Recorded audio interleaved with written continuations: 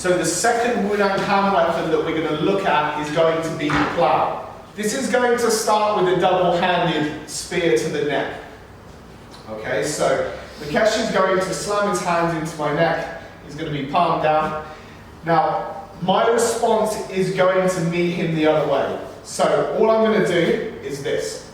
So the angle of the arms is slightly out from the body. If you squeeze your hands in, you are going to get hit. Okay, so if my hands are too narrow, Mukesh aims for my neck, then I'm going to miss that. So the key is to wedge the arms out, but without doing this. I must just exclude on the inside, and I turn my fingers in, which kicks my elbows outwards. They do this they got this in Chow Gar, haven't they? Yeah.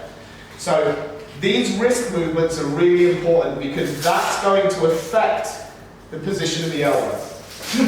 There. Okay? The harder he hits you, the harder you strike to neg one on the inside of both forearms. And this way, we're sending all the energy up the inside of the arm, which is the way in, very basic Qigong.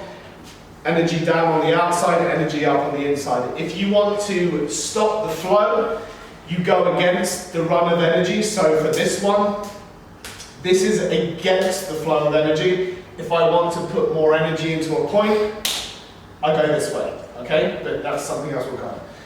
This one is where I strike into, okay? The first movement is this. This is a very simple hand weapon, but it's got loads of components to it again. So we're going to strike backwards into lung 5 on both sides, and then the rebound, straight back into the neck. Sorry, palm down, palm down. So strike back with the palms down into lung 5, and then they rebound, oh sorry, see, rebound really well, straight into the throat here, okay? You don't need to do any pushing with your arms, it's just waist turn. Palms up, palms back, palms in, okay? So every time you're just moving your waist to change your distance. When you strike forwards, if your waist is turning, the hands follow.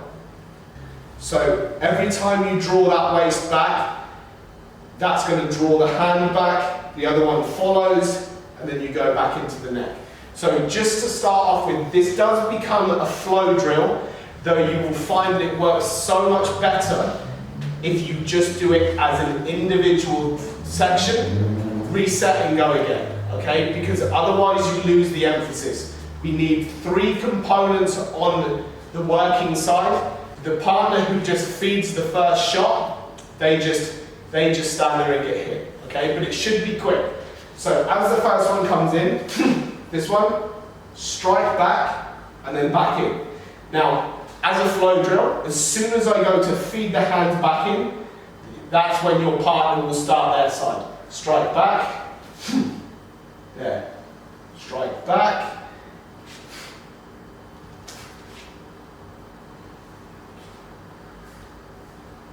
Okay, so we're going to start just by practicing the movements, the components of it. Start with the first bit, move into the second section, third section, and then we're going to start to break it down a little more. Right, okay, so firstly, these Wu Dang hand weapons, especially the double-handed ones, can be used on just one side, okay? Obviously, the hammer that we did is all single arm. You have to train that on both sides. You can have any foot forwards, makes no difference whatsoever. It's all in the waist turn. For this one, the first movement has to be a strike. You must be able to take those arms offline as you strike into the neck. Because if you don't, then what you're going to get is, as Mukesh comes over, and again like we looked at, as long as Mukesh doesn't miss my neck, they're not going to do anything. Especially if the other person's arms are longer than yours, because they've obviously gone first, okay? If you were striking first, you would narrow up the position. Your opponent's gone first, and you've got to try to knock them out of the line and strike them back at the same time. So if we just have this to start with, you can start moving it in towards the neck, but what you need is that to happen as your body's moving in, okay? The energy and the kind of intent has to be forwards, and it has to be aggressive.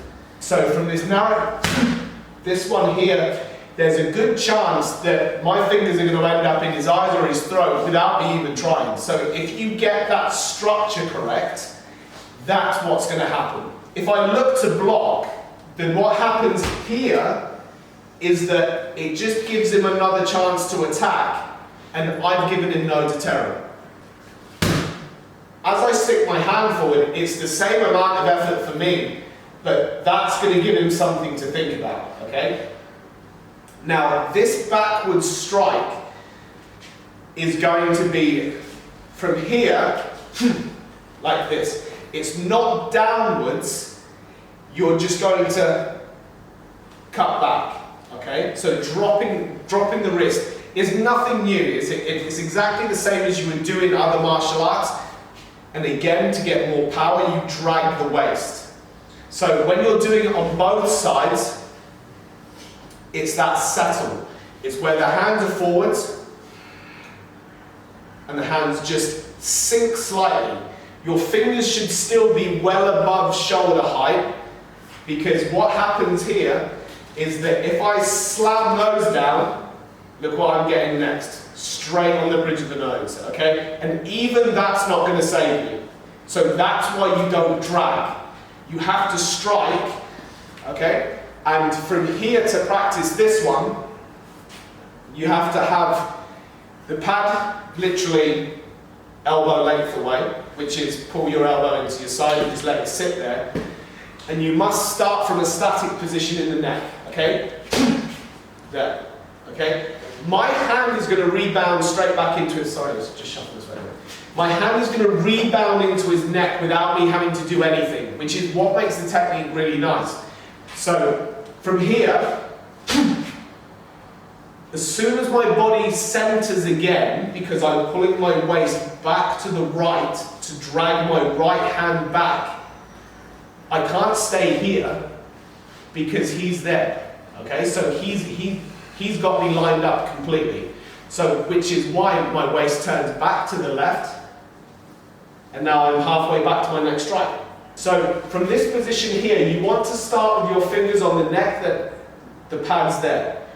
You need to displace the pad without that.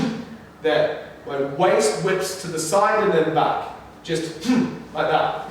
So from here, like that, and the hand springs straight back into position. It doesn't really make a lot of difference other than the structure for the stab into the neck. So the first one has to be palm up, because palm down is a little bit trickier. It raises the elbow a little bit too much. Okay? So from this same position, if Mukesh was stabbing into my neck, if I came in like this, it's a lot weaker for me because my shoulder's elevated that much more.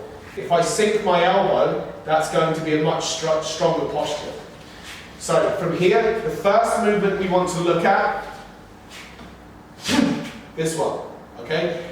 Only a very slight bump, you only have to glance. Again, like we said, we're pushing the energy back up through his arm. We're then smashing the fingers into the throat, which is going to have a bigger effect. And again, you will see it in so many different martial arts. This movement, okay, where the hands come back and then go forwards, just on the same line. The only difference is that for the purpose of the drill, we're just widening the elbow slightly. Cool, so just grab a pad and we'll just work those bits. From here, the first strike is going to be in, and this is going to be yin. As you pull back and strike, the hand is going to pop. Sorry, the wrist is going to pop into that yang shape, okay? So from here, like this. And again, you're going to strike into that long 5 point and then turn the hands. Now, when you extend your arm from a yang shape and you lengthen it, it naturally turns yin, okay? So you don't go from here with the hand rigid like this, you just shoot it forwards. Now, you're going to get an element of a downwards movement.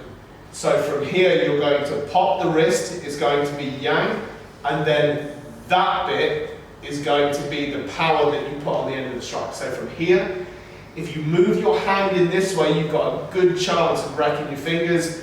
You're going to just dig the fingers down into stomach 9. So striking, you're going from a yin, yang, yin.